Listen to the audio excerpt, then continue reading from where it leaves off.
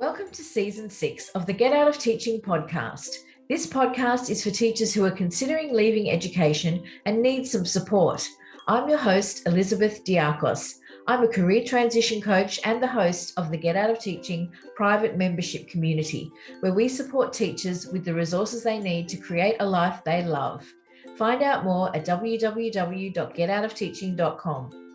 In this season, we'll be speaking with former teachers who have set themselves up in business, as well as some business coaches and solopreneurs who can inspire you as you plan your exit, especially if you've been thinking of creating your own business.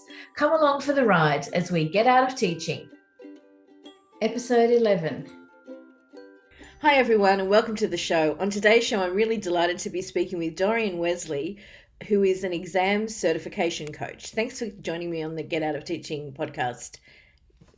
My pleasure. I'm so happy to be able to speak to everybody. So, Dorian, you're a recovering teacher, self-described. Right. Can you tell us what got you into teaching in the first place? Yes, I've always been a teacher even since I was little. I remember being in classes and learning how the instructor taught me something and then being able to show other people in the class. Like I was just always a natural teacher and I love doing that. I went in for a music education degree initially and got that and was a band director because I loved band. I was in band from, fifth grade all the way through college. And that was just, I was a bandsman. So I went and did that. And I realized that, being a good musician doesn't make you a great band director. That was a totally different skill set. So I switched to elementary education at that point with the help of my friends. Both of my sisters teach in the same district that they brought me into, and all of our best friends teach. So we had this whole group of teachers and we became our own little, cohort. Mm-hmm. And so I came in from a very non-traditional route to teaching from band to elementary teaching. And I've loved it. I did it for kindergarten for 5 years and then first grade for 5 years. And now I'm on break, on maybe permanent break. Okay. So you actually were in the classroom for 10 years with those really little kids who are quite high level intensity. Yes, they are. And it's a Title I. Go ahead. I just said they need a lot of support at that age. Oh, yes. Yes. And especially in the district where I taught, it's a Title I school, which means that the students come from socioeconomic status, low socioeconomic status families, and they have struggles with resources and the parents are always working just to make ends meet. And it's stressful. It's very intense. We had a lot of challenges. Okay. And so what was the catalyst then for moving out of teaching and into what you're doing now? Yeah.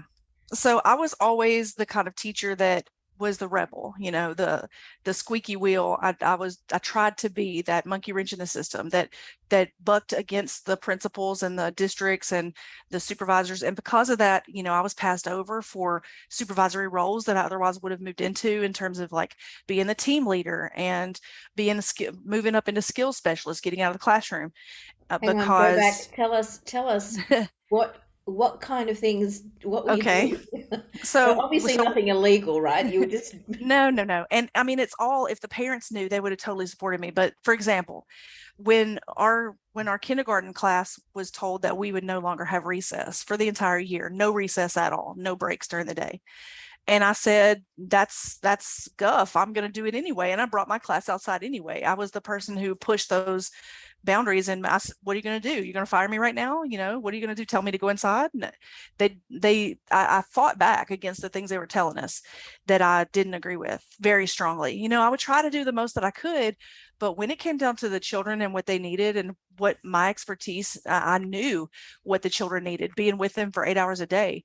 And they would try to tell me something different. I remember one year in kindergarten, my principal told me in October in kindergarten, these children are 5, and he came in and they were at stations working on different activities. And it was very early in the year, and I was actually teaching them how to rotate through the different areas and how to keep those expectations. Mm-hmm. And my principal, who looked in the window of every class every day at the same time to check and make sure, are you doing this lesson and this sentence and on this page? Okay, let me look at the next teacher. Is she on that sentence and this page on that? And it was so stressful. And when he saw my students engaged in those activities, he said that it looked like they were playing and they needed to be at the tables reading books. And I just was shocked. This was a principal. It was his very first year. And the first thing he said to us as a staff, He came in, introduced himself, and said, "I'm here to run this school like a business." And all of us just looked around and we were kind of shocked. And we're like, "Are you serious? It's not a business. You can't do that."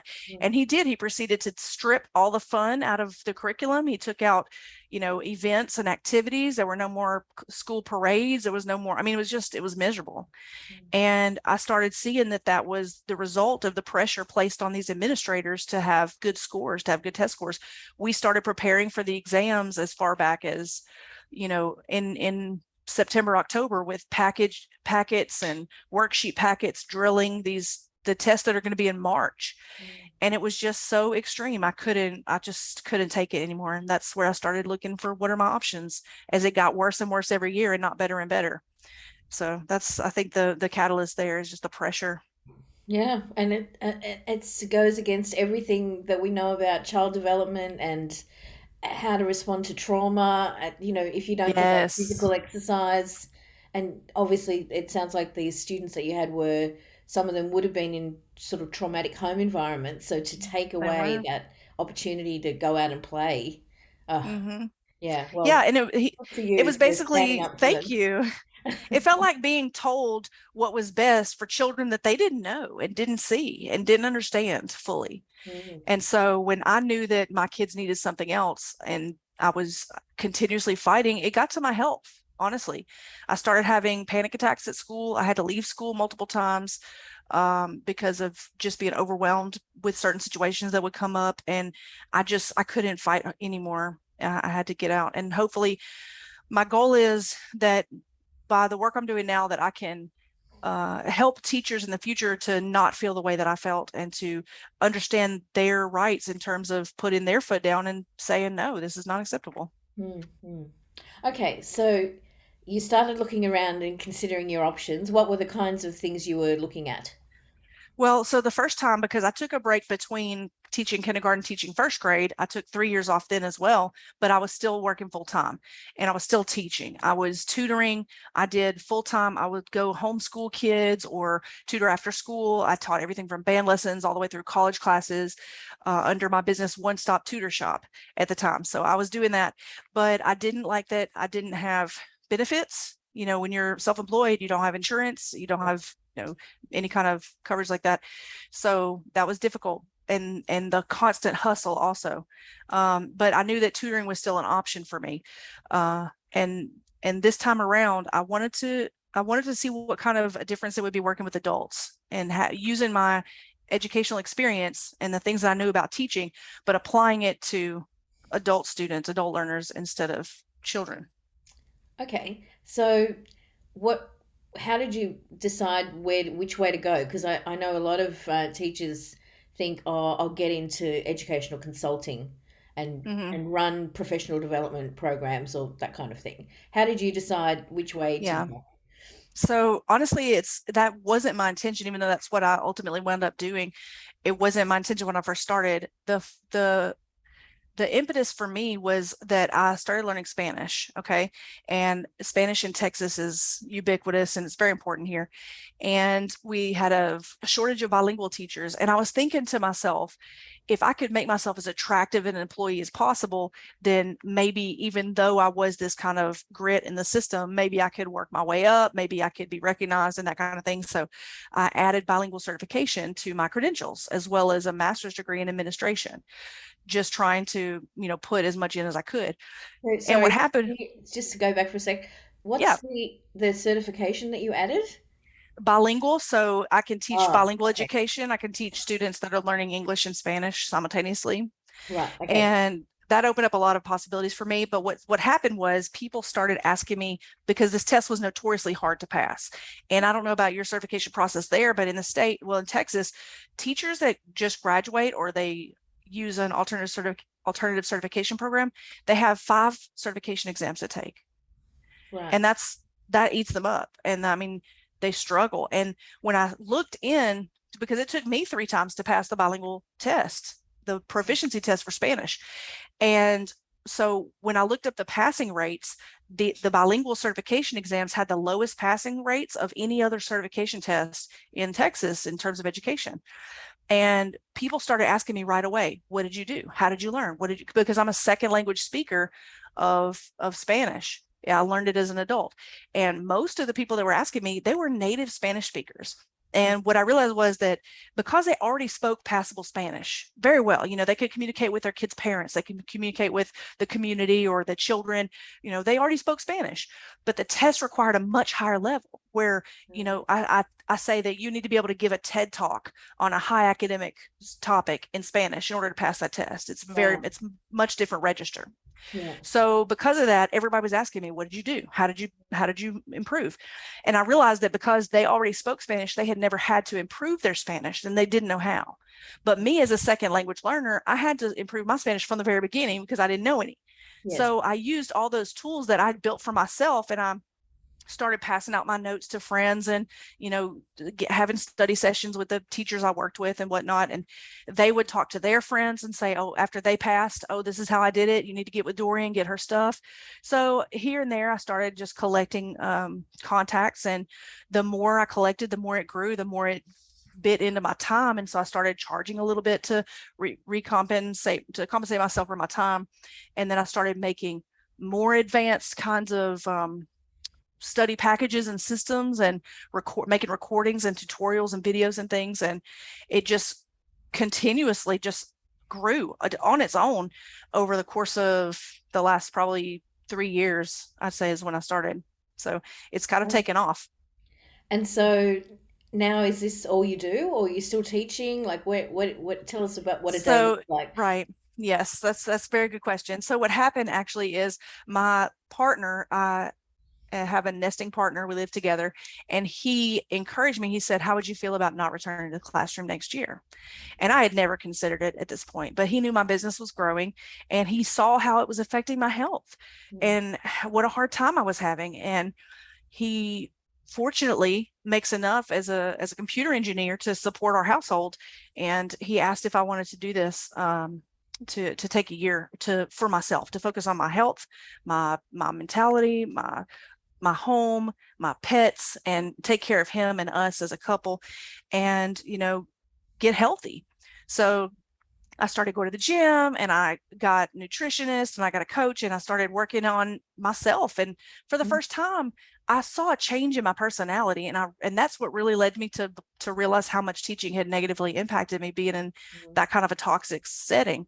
And so while I'm here at home all day, I have poured time into my business, and it continues to grow, and it's something I really enjoy. I feel like I'm giving something that's valuable. And my mom, she has encouraged me, and she calls it a hair on fire problem, because the reality is these teachers, they're taking it for the 4th, 5th, 6th time. It's holding up their entire, they've invested all this time into whatever certification program they're taking, or university or whatever. And then they're just barred from, completing, from getting to the point where they're starting to actually receive the benefits of the salary from it and the routine and everything. And so knowing that after the first couple of people came back to me with tears in their eyes as they're looking at their score reports and they passed, and I did that, I made the difference, time after time after time, they took it and failed it over and over and over. And then they come to me, learn with my method, study the way I recommend, and then pass. It was just addictive. I mean, it was so, I enjoyed knowing. And those people often, they find me on Facebook and they message me, and we'll be friends, and I'll keep up, and I'll see their lives, how it progresses and how it changes after they receive that clearance to teach. And they go from making $13 an hour as a paraeducator to, a full degree salaried profession as teacher, which, can be $50,000, $60,000 a year. So it's a $30,000, $40,000 is life-changing increase in income for them. And not only that, but a lot of them tell me it's been my dream to be a teacher. I've always wanted to teach. And for whatever reason, they're, however they got to where they're coming to me, that it's just a dream for them. And so when I see they're making their first post just this last August about school's back in, look at my first classroom ever, this is the outfit I'm going to wear my first day as a teacher. And they're just so excited and proud. And watching that as it's gone through the last couple of weeks, as my group is get in their first classroom is just immensely rewarding in ways that, I do miss my classroom and my students and having those moments that were equally special. But it's been nice to see that that's not the only way to get those feelings and be helpful and be able to help people. So that's what I've enjoyed about it. Yeah, I think a lot of teachers go in with that. Well, I know I did. One of the highlights for me of being a teacher was the aha moments, when they get it and you're like, oh, Yes, yes, I helped you to see exactly. this concept or understand this concept. And for me, that was like the bomb. I Hmm. love it. And so finding ways to still be able to support and help people, but also to get that buzz for yourself as well. It's kind of good, isn't it? Right. Like it's Yeah, no, it nice. feels really good. Yeah, I there's got agree. to. I can see why teachers are, hesitant to go and work at Costco or something. When, I mean, even though they might say, "Oh, I'd love a job at Costco where I don't have to bring the work home with me." The flip side of that is you don't get those aha moments when you're on the checkout. That Or fulfillment. yeah, yeah. Right. Okay, I think yeah. Go well, on, go on. sorry, I think teachers are especially drawn to that moment. And I don't think that a job that didn't have that fulfillment factor could really satisfy them if they really went into education for the love of that moment and bringing that to people. And that's why I recommend that people that are trying to leave look for ways that they can still find that spark, and whether Mhm. they're doing that for, children or adults in their next journey. I think it's important that they try to find that. Yeah, great advice. Okay, so you've told us a little bit about how you kind of started thinking about what to do next. You talked about how people were finding you on Facebook, and the it sounds like your business kind of grew organically. At what Right. point did it go from being like a friendly sharing of resources to being an actual business, and what did you have to do to kind of make that change?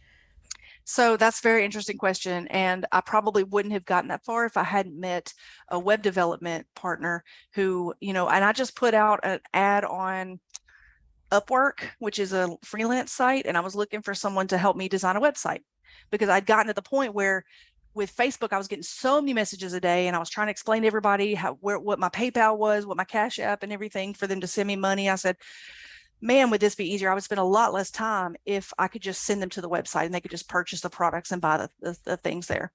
And so I talked to Shabam Daryal at DigiCrew, and he is based in India, and he immediately saw my vision and understood what I was trying to accomplish and wanted to see me succeed.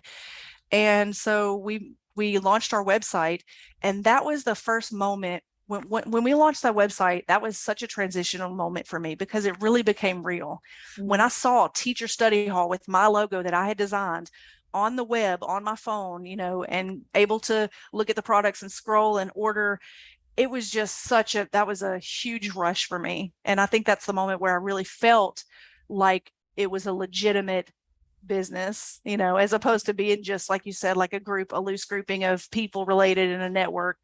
And now it was something bigger. And then even after that, it took about 3 or 4 months working on our SEO optimization, getting the website where it was searchable and that kind of thing, before I started first getting my clients who did not know me from Facebook or anywhere. They just searched on the internet and found me. And that was, I mean, I really felt like we have arrived. That was so special to me because I know how many people are taking this test every year, and it's almost like I want to save them all. I know that they're having such a difficult time passing this exam, and I don't think it's fair. I don't think it's useful. It's the same kind of thing about me being a rebel, but now I'm doing it in a little bit of a different way. I'm saying, you're not going to keep these teachers out because of this tough exam. I'm going to help them to get over the hurdle that you've put in place, thinking about the government. So I feel a little bit like I'm still keeping that spark of trying to subvert the powers that be. So that's kind of important to me. Yeah, I love that. Okay, it's not a usual value that most people would have on their list of values, but I love it. Okay, so you said that you set up the website and everything. What about the business side of it? Like, what was the back Oh end? man, that was the hardest part and continues to be the hardest part for me. That's the biggest challenge for me because I didn't know really anything about the back end of the business world, and every single thing that I had to do, I had to start with a YouTube video of looking up, how do you set up a blog? How do you get a website? How do you sell products? And just everything, learning everything from what I can and can't use for in terms of copyright and, taxes. And I mean, just a whole range of things. And I was lucky enough that, like I said, my partner, he's been in the corporate side for a long time and had some experience with some of those things and could give me some help here and there and at least point me in the right direction. But I think as teachers I believe most teachers are lifelong learners, and they enjoy the process of learning and they value the process of learning, and that's why they're in education. So for me, that did play in as a strength, the fact that I was driven to do this and to continue to learn the parts that were roadblocks for me and to get past them. For example, getting the website was a huge, I'd never worked with anyone on how to design a website. And so the understanding of the communication back and forth, the process, what I needed to deliver to them and what my expectations could be, all of that I had to learn. And so, and I'm continuing every day to learn. And that's been the one thing that has sort of driven me back to thinking about, what if I went back? I get those feelings sometimes because of the difficulty that this is. But again, my mom, who's been very inspirational for me, she said, if it was easy, everybody would be doing it. People that are successful are the people that do it even when it's hard. And that has really motivated me, so that when I get to something and I'm like, I don't know how this works, I don't understand, why is this not doing what I want it to do, then I think of what she says and I think of, okay, I can persist and do this, because even though it's hard, I can do hard things. And I think teachers have that resilience that helps them in those times. Mm-hmm. Yeah. And just hearing you talking about all those different aspects, I think, you're like a duck, you're gliding along the surface and everyone looks at you and goes, oh, wow, that's pretty easy what you're doing. And underneath you're like, paddling like crazy. That's so, you know what? That is so true. I mean, it's exactly what, and in my business, the way that I run, the way that I have gotten where I am is by constantly adjusting. So I look for, what are teachers needing, what kinds of resources, what kinds of classes, what kind of system, and then I try to adapt and adjust to that. So for example, when I first started, I was doing workshops, a weekend workshop, and people would sign up and they would take my weekend workshop. And that was great. But I realized that I was overloading them. It was a 4-hour workshop, 2 hours on Saturday, 2 hours on Sunday. And I would just give them all this information and they would just have their brains just explode with information. And then we wouldn't have any other points of contact. Right. And they couldn't get feedback on the things that they're practicing. They couldn't have opportunities to interact with each other. And I realized how social it was for them and how they really wanted to, because a lot of times they wouldn't even know anybody who was taking the test at the same time as they were. So they felt alone. And that social aspect I could see was important. And so I added a cohort component where they enrolled with other teachers and came to class weekly. And then that became a point of contact for them. And then I gave them assignments each week so that was a continuity of their study, and they could send it to me and get feedback. And they had more of a plan of what to do during the rest of the time when I wasn't seeing them. So that those adaptations and iterations of my business, it's really been a challenge, because each time that I do that, okay, well, now how do I get them signed up for classes, and how do I send them the link out every time it changes, and how do I just make sure that nobody's passing my things around and that everything's protected and everything. You just have so much learning to do. And now the next iteration for me is to move my program to LearnDash, which is what is that called? Like a it's a platform, a learning management platform. Yeah. Yes, it's a learning management platform. And it'll have like a course, and they'll log in and they'll say lesson 1 and they'll complete it, and lesson 2, like that. So it's a lot like Canvas, if you're familiar with that, at the college level, or Blackboard. So I'm starting to do that. And then again, it's almost like starting from scratch every single time, because now I'm moving everything that I have over to that platform and trying to, learn about how to even integrate that. And when I first started, I didn't know what the difference was in, and maybe you have some of this too with your blog and things that you're starting, about what's a add-on, what's a an extension, what's a mod, what's like all the different kinds of words that you even use. And Yeah, I it haven't was gone very for all that. overwhelming. I just send Oh, that that's all to amazing. somebody else because I'm hopeless.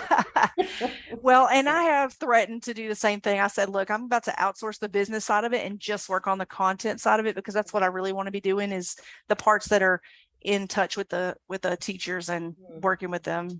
personally. Yeah, I got really lucky. I asked a few friends, and they said, "Isn't there a guy at church who's a web designer?" And I'm like, "I don't know, is Awesome. there?" And this guy, he just finished his IT degree, and he hadn't got a job. He hadn't been able to find work. And I said, "Look, would you work for me for a while?" And he's like, "Yes." So now I have this, because I kind of saved him from starvation. He's very loyal to me, and he will do, like, he just, well, I'll say, "Hey, this is, there's a little glitch here," and he'll go, "I'll Hmm. fix it," and he'll text me back half an hour later and go, "It's done," or, "I've just optimized it for mobile phones," or whatever, and I'm like, "Oh, I love it." But yeah, That's awesome.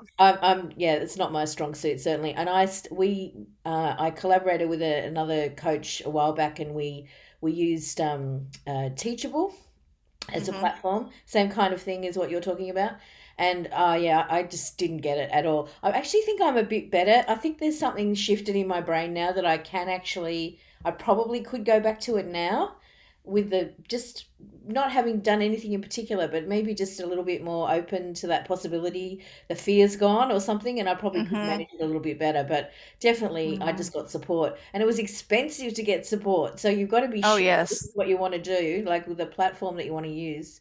Absolutely. That, Yeah. yeah, the website is the biggest expense in my business, and that it's so terrifying, because when you first put out the capital that you need to get these things started, it's such a risk, because you don't know that you're going to continue to be successful after you change like that, after you make some kind of shift. Mm. So it's been a real like leap of faith every time that I've done something like that on the next level and stepped up my website or whatever I'm doing. Like vendor space, I'm just starting to go to conferences, conventions for bilingual educators. And, every time I go and purchase a $4,000 table, I think to myself, how many sales do I need to make in order to recoup those expenses? And that's something, those kinds of things you never think about as a teacher. Your checks just come and you put them in the bank. And so it's a lot of new skills I've learned and continue to learn. And it's been a whole new world, but I'm enjoying the process. And honestly, looking back over 3 years from before where I was and seeing where I am now, it's so motivating just to see the progress. When I first started and I was like giving copies of handwritten notes to people, and now I've got this whole system on my website and courses, and it's just, it feels really empowering to know I got here, even though it was step by step and it was incremental. But look, I picked up my banner from Staples the other day, and I just felt like so legitimate. I felt like I've arrived. I have a banner with my logo on it, Is and this to I'm put starting up to. behind you at the trade shows? Yes, Yeah, nice. exactly. Exactly. It was just such a Yeah, big deal. that's so good. And they're Those handy having a milestones. banner like that, because you can put all your junk behind it and no one knows. Pro tips. Yeah. Awesome. Thanks Okay, for that. so as we wrap up our conversation today, Mhm. what would you say has been the most exciting part of the journey for you? Ooh, that's an interesting question. The most exciting part of the journey. Well, of course, because I'm a teacher, I like that moment when they call me and they say they've passed, and they're so Mm. that they know that their lives are changing at that moment. They no longer, maybe they faced this exam for a year and a half and they're finally never have to think about it again. And that moment gives me chills, honestly, just even talking about it. That's very, very exciting. I think that's what I enjoy the most of the whole process. But the the thought of building this business into what I'd like for it to become is really the most exciting, because I'm not ready to stop here. I want to translate what I'm doing now into an alternative certification program where I can actually certify teachers myself, so that they can go through teacher study hall to receive their certification. And that thought, knowing how many students I'll impact, because I'll be giving these teachers the information they need to do an excellent job. And that's really exciting for me, to still have an impact on education, but not be subject to the bureaucracy of it and the things that I don't like about it, but still be able to affect it. I love it. Dorian, Wesley, thank you so much for coming on the Get Out of Teaching podcast today. Thank you. I've really enjoyed being able to talk to you. Thank you. You've been listening to the Get Out of Teaching podcast with your host, Elizabeth Diakos. If you want to hear the conversation that continued after we stopped recording, you'll find that in the After the Bell section of the Get Out of Teaching private membership community, where along with a heap of resources to support you, you'll get access to group coaching with me. Join a community of teachers who are ready right now to plan their exit. Find out how at www.getoutofteaching.com. I've been where you are now, and you don't have to do this alone.